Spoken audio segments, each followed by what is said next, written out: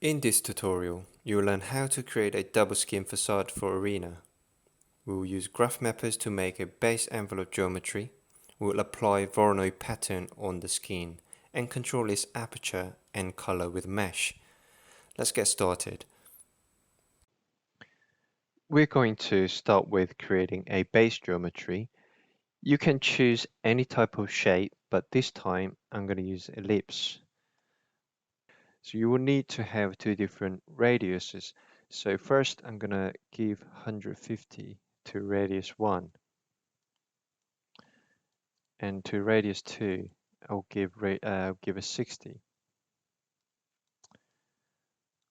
If you just extrude this all, what you're going to get is very simple cylinder shape. But what we want to get this time is a tapered shape that goes tapering out. If you look at the elevation, I want to create something that goes outwards in when it gets to the higher up. So I'm going to copy and paste and to create the upper ellipse. Uh, okay, so the base ellipse will be slightly smaller. So let's stick to the bottom one to be a base ellipse, and I'll increase that. So I could just lift it up with move component, but this time we don't need to do that, because what we're going to do, we're going to completely deconstruct this curve with the points and reassemble them back with different z value. To do that, we have to have we need a help from graph mapper. So type graph mapper. So we'll just need to choose which graph we want to go with. So this time I'm going to choose sine curve, which is very interesting and is very suitable when you want to create an envelope for Arena or Stadia. So this time, like I said, I will have to deconstruct this. We'll have to first of all divide the curve. So divide curve. So if you're not sure, if you're not following this, please have a look at my previous tutorial, which is covered in the curve tutorial series. So I'm going to divide that into 200. So 200 goes count and ellipse goes to curve. So now we just divided this curve into 200 different segments. So I need to deconstruct these points in order to give a new height value, deconstruct the point, and we know the XY coordinates will stay exactly where they are. So construct points.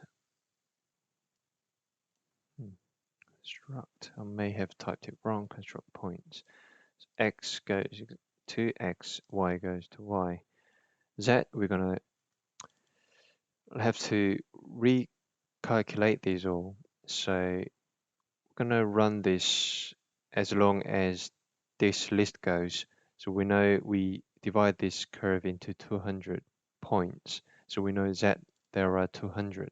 But just to make sure that we're not getting it absolutely wrong, so you just need to type least length to get the length of this data, this Z value. So if you hover over it, it will give you 200. And we'll have to use a for loop. In Grasshopper is called series. So you'll have to run this as long as that data goes, as the Z value goes, right? So that goes to count, and you know how many times you have to increase it. So that loop goes to graph mapper. So this time we know the value has been run from 0 to all the way up to 200 has been remapped. And if you look at the output of this graph mapper, is rather very small. However, it's already given the different Z values. So to make it a bit more dramatic and extreme, you just need to go and edit these values. So X, Y, so which represent how many times it goes around, which is X value there. So I'm going to give somewhere around 50. Or in fact, you can go a bit higher because the height will be a lot less than the height will be a lot less than the length. So in this case, y will be the actual height of this upper curve. So I'll give, we know the height of this arena wouldn't exceed more than 50.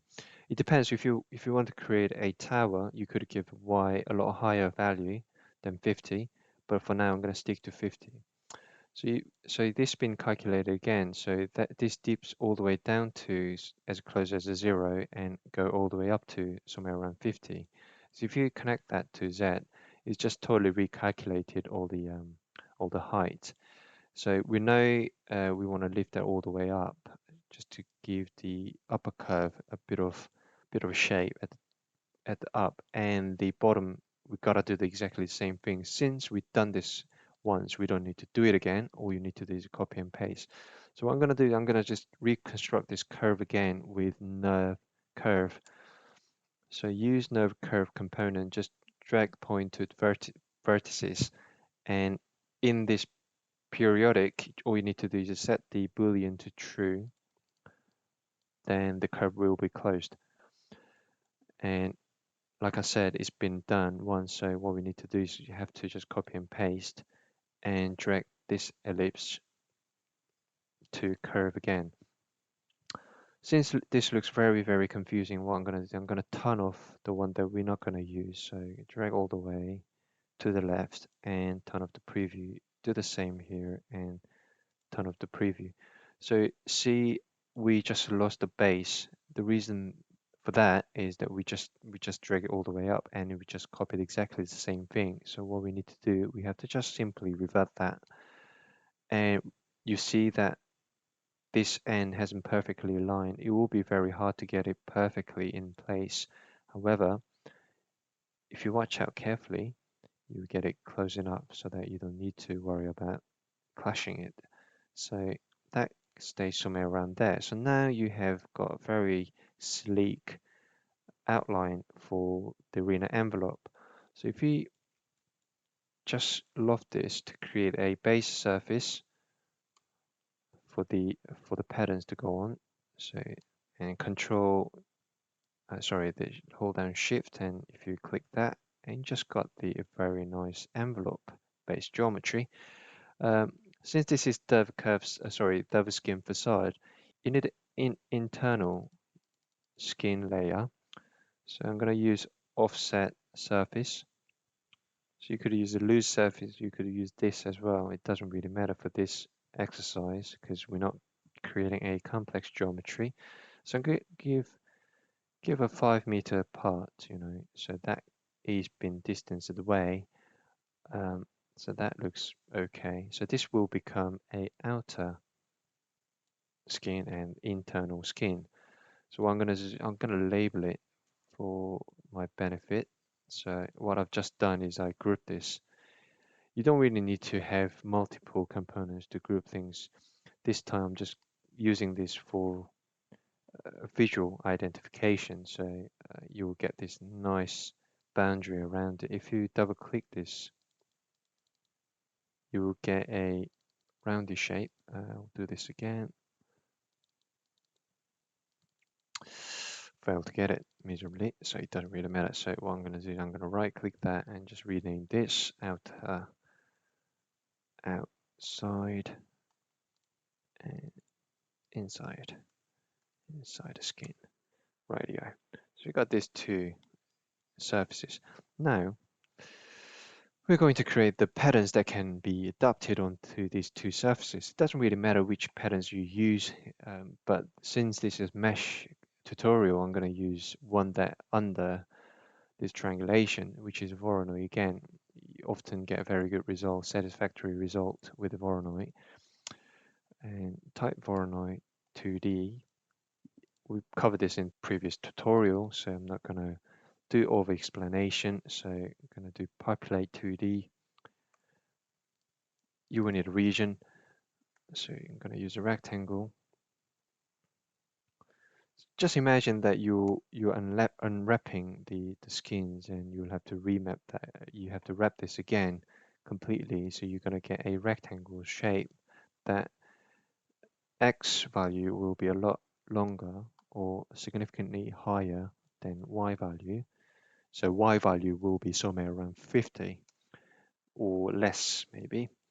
And that goes to region, and you can control the counts. So I will increase it all the way up to 200. Seed will allow you for get number of different variation. Connect that to a seed, and the points goes there, boundary goes to rectangle. So if you go back to the top view, so for now I'm going to turn these two off as well. Turn off these two, and then I will go back to the front view, the top view.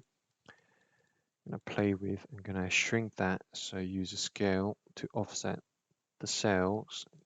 That goes geometry. We know the center point has to be either, we can deconstruct this and get the mean value, but we know that there is always easier way to get it. So use area this time, calculate the center point, which is a centroid that goes to center. And we're going to turn these two off for the time being, and the boundary as well. Bring that back again. So the vector, it's an interesting one, right? And I'm going to give 0.8 for now. This will control how thick, the pattern gets to. So if you drag it down, the pattern gets very thicker. If you drag it up, it will be very thin and very delicate. So what we need to do now is we'll have to loft to make a proper surface to extrude. So that goes there, curve, and also this has to, oh, yes, this is what we don't want. So I'm going to graph this, right? And we'll have to graph this again. So I'll use graph tool here before I make it too crazy. And I'll have to watch out the data tree. So that is very, very deep. Okay, but these two matches perfectly. So I'm going to go ahead and click and connect. So now we got a patterns, very simple flat pattern, but we need to give a 3-dimension nullity, if you like. So which will be extrude, and give a z value. This will do. Doesn't really matter how high it gets for now. It will be remapped, if you like, revalued or reconfigured with w value, which is the height of UMV on the surface. So we need to cap this. Cap holds radio. Let's turn off all these things because it gets too heavy graphically. We don't want that confusion. The rows. Radio. So that breps, we have 200 different, breps, which are ideals to unify these two, these all. You'll have to flatten this. Flatten trees. So you'll get them into one database, and what we need to do, we have to Boolean union them. So type solid union. So this will become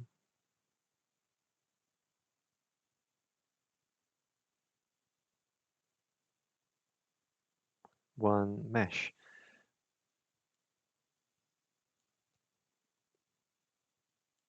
So I'm going to turn these two off. Let's see, the result is one closed brep. Perfect. So that will now going to be remapped on the surface. So let's use 3D morph. So surface morph.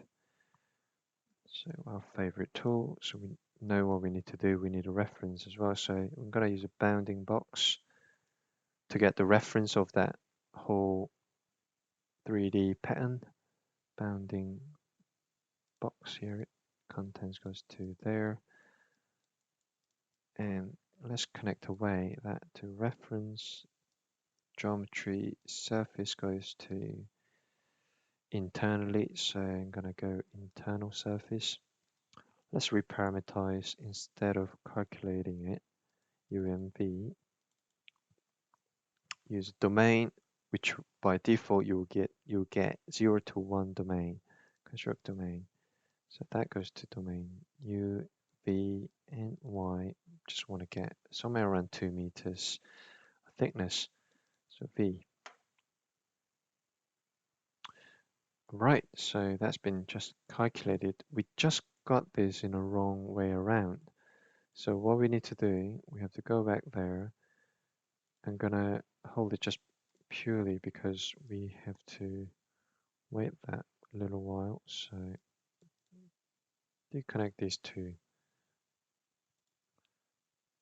Lock solver before we make it completely heavy.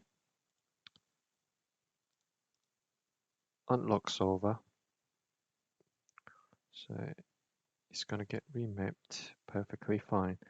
This time what happened is that this Boolean just failed, the calculation just failed. So what we're gonna do, we're gonna try different seed, get different variation. Alrighty, so it's successfully remapped onto surface. Right, so I'm gonna turn that off, so we don't need to see that, and we don't need to see the bounding box. Preview. Right, so that's nicely mapped. Right, so we know now we have to do the same thing for the outer skin. So what I'm gonna do is I'm gonna copy this and paste.